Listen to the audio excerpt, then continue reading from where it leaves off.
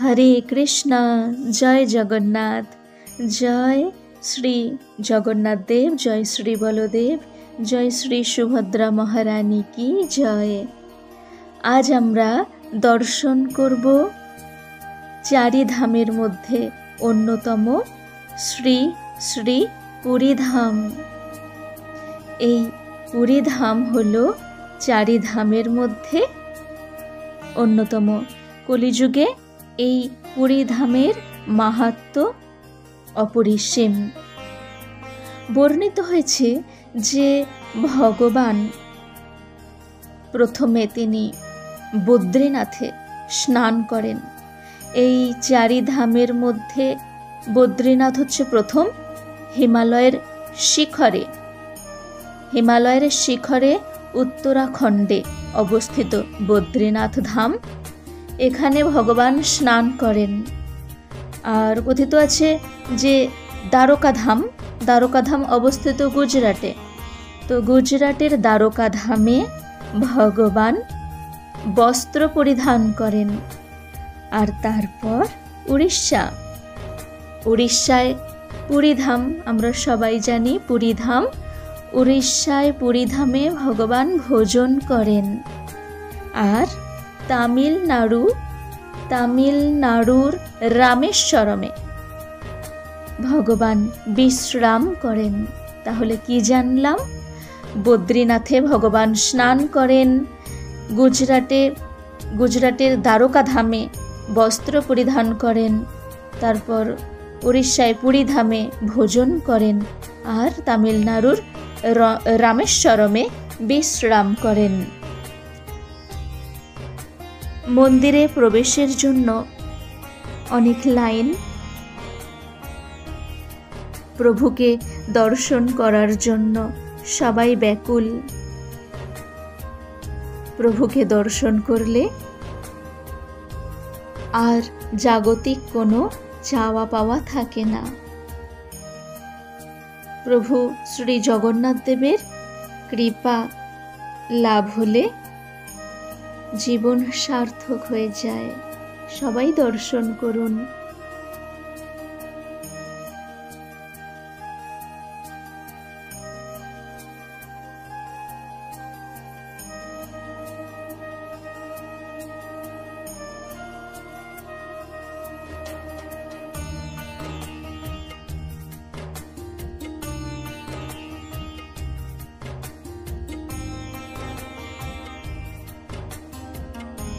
আশেপাশের চারিদিকটা দর্শন করুন একটু।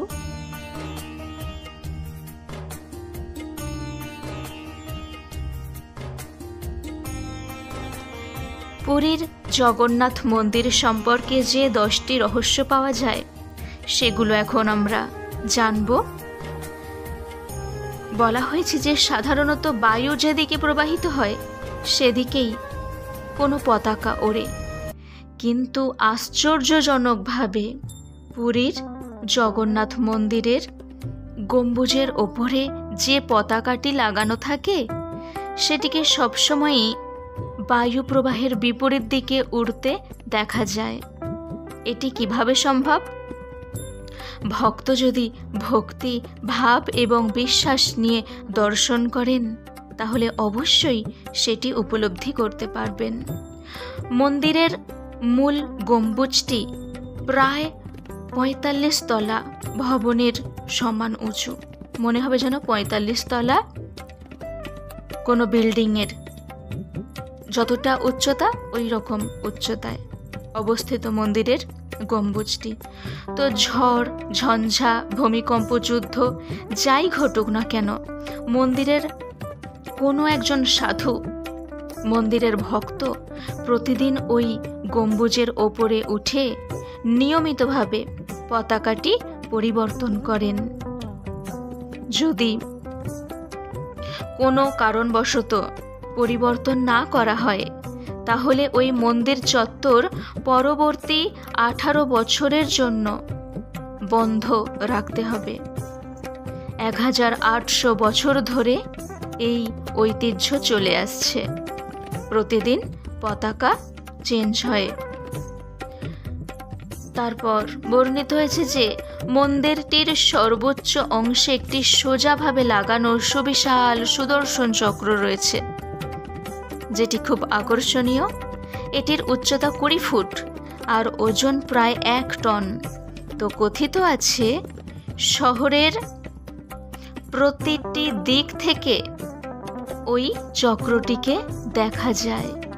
ভক্ত যেখানেই থাকুক না কেন তার দিকে সর্বদা ভগবানের দৃষ্টি আছে।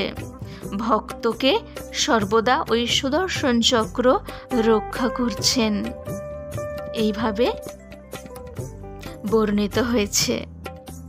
আর মজার বিষয় হলো 2000 বছর আগে গোপুরমে আনা হয়েছিল এই বিশাল চক্রটি এবং মন্দিরের ওপরে স্থাপন করা হয়েছিল। চক্রটি কিভাবে নকশা করা হয়েছিল, সেটিকে কিভাবেই বা মন্দিরের গম্বুজের ওপরে বসানো হলো, এসব প্রশ্নের উত্তর পাওয়া যায় না। সবই আজও ধাঁধা হিসাবে রয়ে গেছে। বিশ্বের যে কোনো জায়গায় দিনের বেলা সমুদ্র থেকে বাতাস বয়ে আসে স্থলভাগের দিকে, আর রাতে উল্টোটা ঘটে, অর্থাৎ স্থল থেকে বাতাস বয়ে যায় সমুদ্রের দিকে। কিন্তু পুরীর ক্ষেত্রে জগতের এই নিয়ম খাটে না। এই শহরে দিনের বেলা স্থল থেকে বাতাস যায় জলের দিকে, আর রাতের বেলা তার বিপরীতটা ঘটে। আরও এক আশ্চর্যের বিষয় হলো মন্দিরের ওপর দিয়ে কোনো কিছু উড়ে যায় না, পাখিরা উড়তে পারে না মন্দিরের ওপর দিয়ে, কোনো বিমান এমনকি কোনো কিছুই উড়তে পারে না। আর এই আশ্চর্যজনক ঘটনার এখনো পর্যন্ত কোনো যৌক্তিক ব্যাখ্যা পাওয়া যায়নি।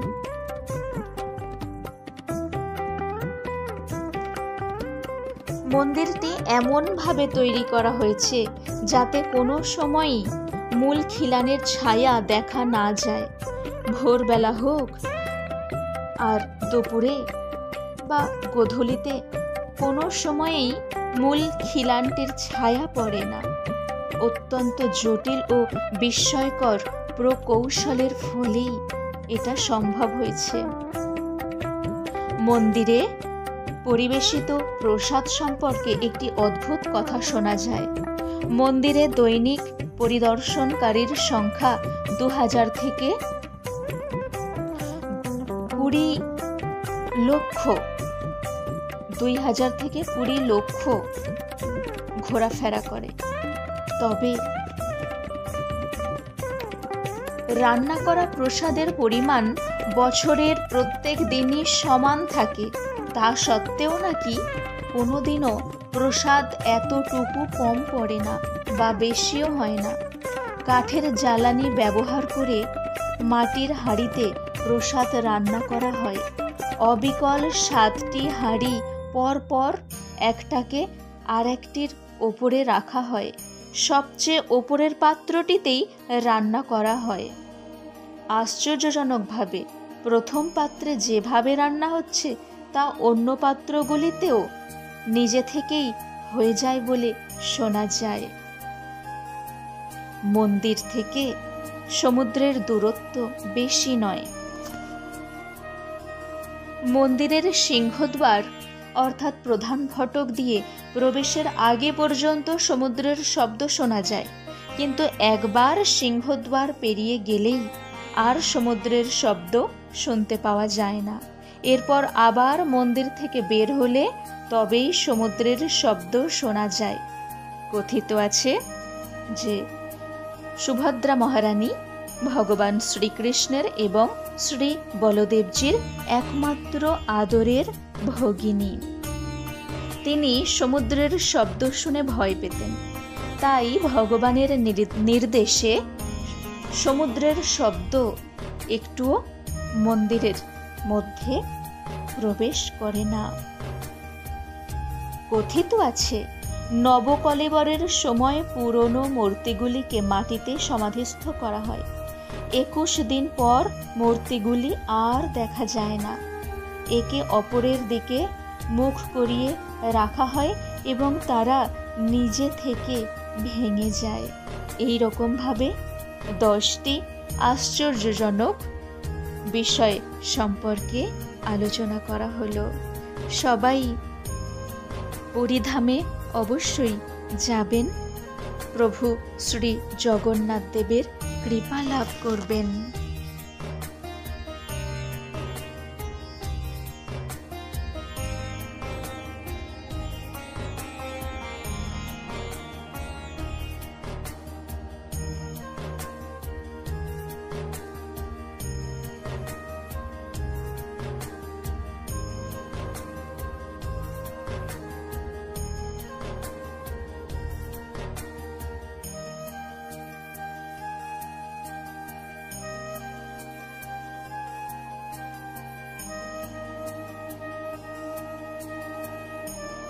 প্রভু শ্রী জগন্নাথ দেবের গোল গোল বড় বড় চোখ, যেন তিনি গোল গোল বড় বড় চোখ করে আমাদের সকলকে দর্শন করছেন।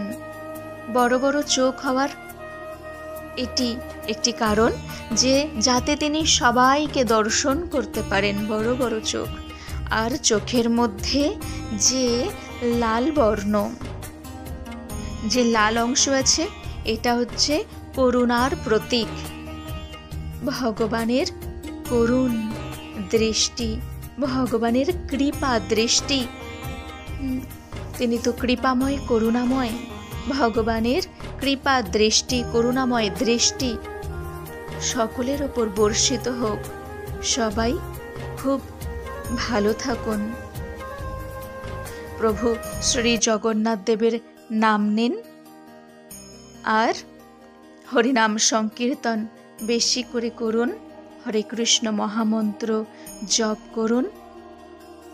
ভগবান প্রভু শ্রী জগন্নাথ দেব অবশ্যই আপনার মনের ইচ্ছা পূরণ করবেন।